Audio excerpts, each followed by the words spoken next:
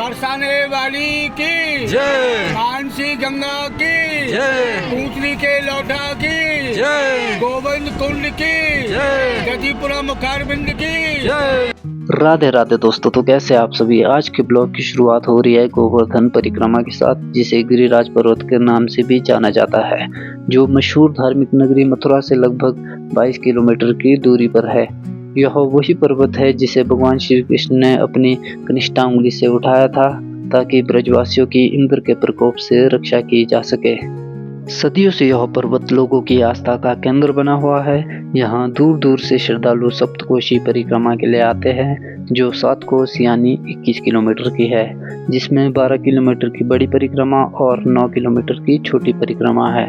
परिक्रमा के दौरान मार्ग में कुछ प्रमुख स्थल आते हैं, जिसमें राधा कुंड, श्याम कुंड, पुंछरी का लोटा, जतिपुरा, कुसुम सरोवर, मानसी गंगा और दान घाटी है।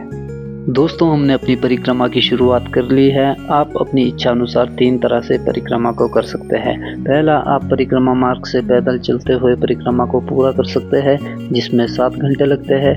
दूसरा, आप दंडावत प्रणाम करते हुए जमीन पर लेटकर परिक्रमा को पूरा कर सकते हैं, जिसमें 7 से 10 दिन लगते हैं। तो तीसरा, आप रिक्शा से भी परिक्रमा को पूरा कर सकते हैं, जिसमें 1 घंटा आपको लगेगा।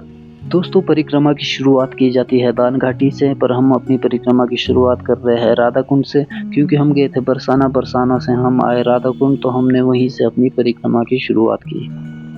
परिक्रमा में आगे पहला आने वाला मंदिर जो है वो उत्तर प्रदेश में नहीं बल्कि राजस्थान के भरतपुर जिले के अंतर्गत आता है। तो मैं आपको करवाता हूँ पूंछरी के लोटा महाराज के दर्शन और फिर सुनाऊंगा उनके मंदिर की कहानी।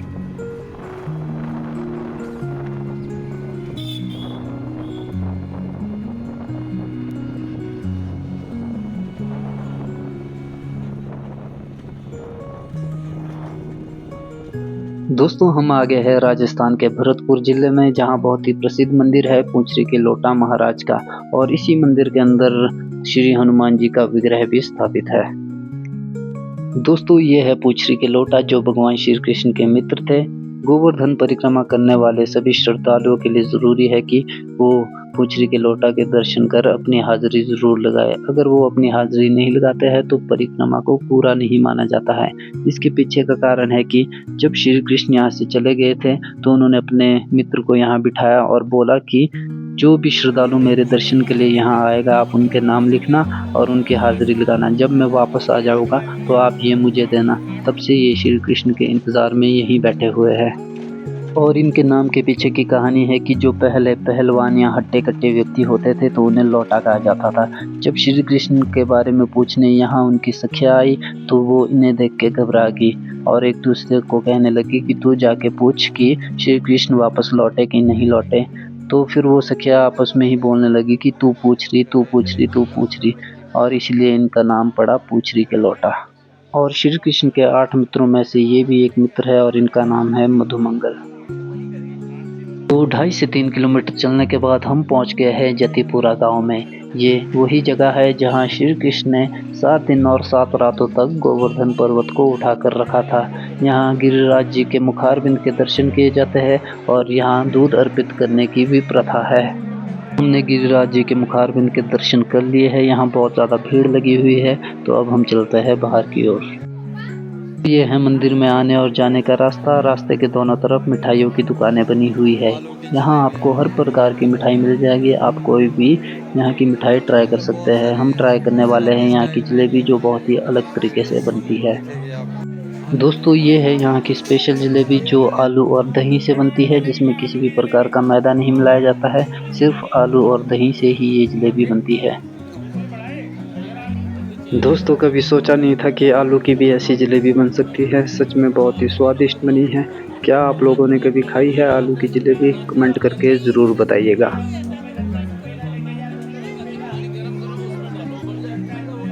तो जलेबी खाने के बाद हम चल पड़े श्रीनाथ मंदिर, जो जतिपुरा में ही गिरिराज पर्वत पर बना हुआ है।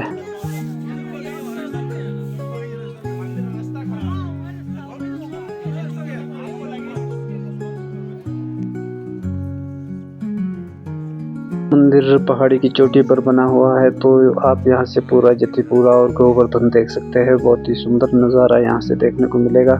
यह है श्रीनाथ जी का मंदिर जतिपुरा में।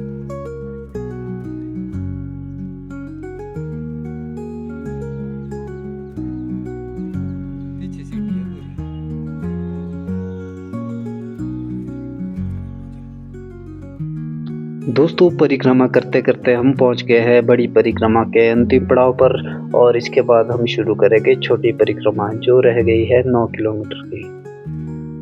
हम इस वक्त है दान घाटी में जहां है गिरिराज जी का मंदिर जिसे गिरिराज परिक्रमा का मुख्य मंदिर भी माना जाता है। इस मंदिर में पीठासीन देवता की चट्टान रूप में पूजा की जाती है। मंदिर के अंदर बहुत बड़ा शिवलिंग भी बना हुआ है। यहाँ शिव जी की भी पूजा की जाती है और अन्य देवी देवताओं की भी पूजा की जाती है, लेकिन आप मंदिर के अंदर वीडियोस नहीं बना सकते हैं। हे गिरिराज महान आपके चरणों में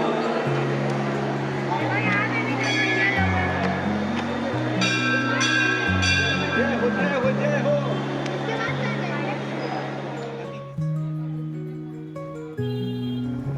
तो दोस्तों गिरिराज की बड़ी परिक्रमा यहाँ समाप्त हो चुकी है। अब हम कर रहे हैं गिरिराज जी की छोटी परिक्रमा जो है 9 किलोमीटर की।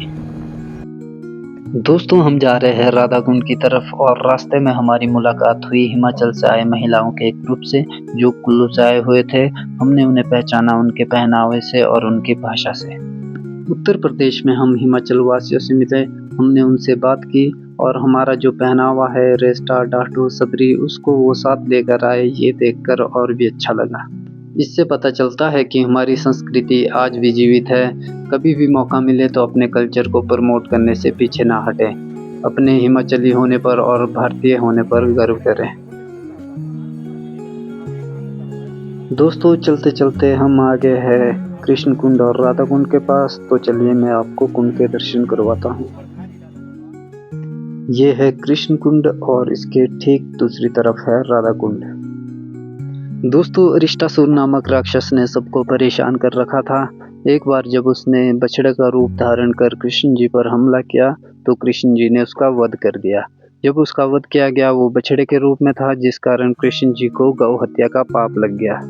गौ हत्या के पाप से बचने के लिए कृष्ण जी ने अपनी बांसुरी से कृष्ण कुंड का निर्माण किया और सभी तीर्थों का जल इसमें स्थापित किया। इसके बगल में राधा जी ने अपने कंगन से राधा कुंड का निर्माण किया और सभी तीर्थों का जल इसमें स्थापित किया।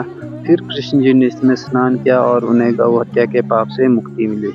स्नान करने के बाद श्री कृष्ण ने प्रसन्न होकर श्री राधा जी को वरदान दिया कि जो दंपत्ति जिसको संतान की प्राप्ति नहीं हो रही है, आहोई अष्टमी की रात को यहाँ स्नान करने से उसे संतान की प्राप्ति होगी। यहाँ स्नान करना बहुत ही शुभ माना गया है। दोस्तों ये था गिरिराज परिक्रमा का अंतिम पड़ाव। यहीं से हमने अपनी परिक्रमा की शुरुआत की थी, राधा कुंड और कृष्ण कुंड। काफ़ी श्रद्धालु यहाँ दर्शन के लिए आते हैं, स्नान करते हैं और शाम के टाइम दीपक भी जलाते हैं।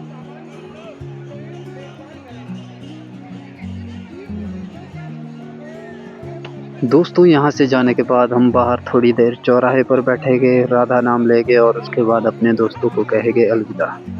आज की ग्रुप यात्रा बहुत ही मज़ेदार रही। सबने मिलकर दर्शन किए और खूब मौज मस्ती भी की। इसके बाद सब अलग अलग हो जाएंगे। मैं और अंकल हम जा रहे हैं वृंदावन। आइए राधे राधे कृष्ण राधे कृष्ण राधे राधे राधे राधे कृष्ण गोविंद हरे मुरारी हे नारायण वासुदेव श्री कृष्ण गोविंद हरे मुरारी हे नाथ नारायण वासुदेव श्री कृष्ण गोविंद हरे मुरारी आखिर में जाते जाते राहुल भाई ने खिलाया अपनी दुकान का स्पेशल बड़ा। तो दोस्तों ये थी आज की गोवर्धन परिक्रमा। इस ब्लॉग को करते हैं यहीं ख़त्म। फिर मिलेंगे अगले ब्लॉग में। राधे राधे।